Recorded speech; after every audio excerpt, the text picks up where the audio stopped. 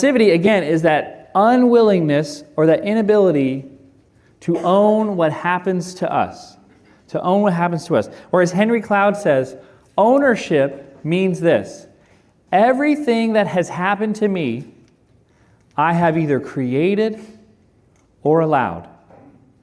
Everything that has happened to me, I have either created or allowed. Now, some of you are feeling like, wait a minute. Wait a minute. Aren't there victims in the world, and don't we often get victimized? Absolutely. 1,000%. Please do not hear me saying that and be like, hey, I was in a car accident once. I created that. No. That's like psychotic. I'm not saying that at all. What am I saying, though? Our reactions. Things happen to us that are outside of our control every day, all the time. Disney has a saying that I think is helpful in this. This is the posture, like Walt Disney. This is the posture of ownership. Ready? This isn't my fault, but it is my problem. That's the posture of ownership. This is not my fault. I'm an innocent person walking down the street and this person came and just accosted me.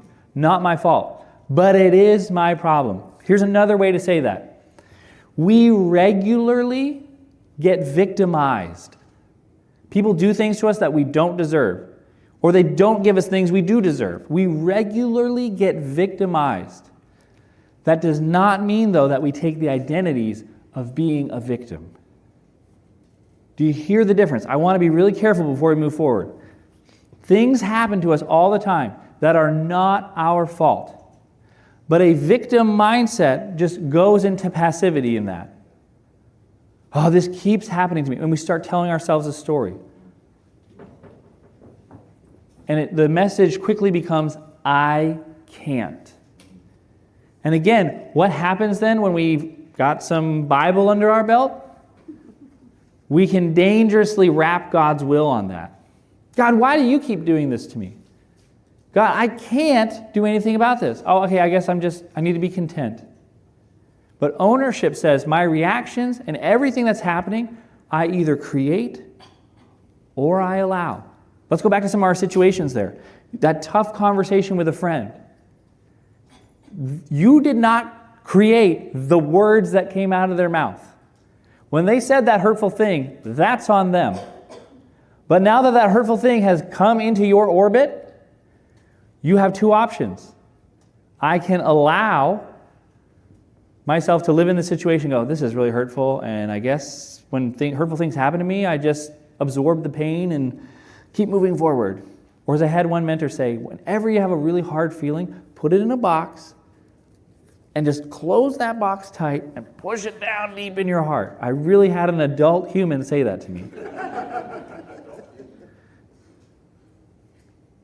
Ownership says, okay, this happened to me. It's not my fault, but now it's my problem. There's a rupture in the relationship. Do I want to allow that rupture to keep going?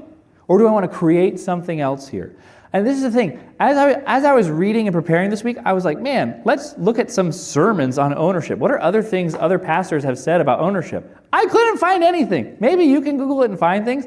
But I think that people, what my general consensus is like, churches don't really like talking about this for a couple of reasons. One, because it can feel like it creates like a weird theology.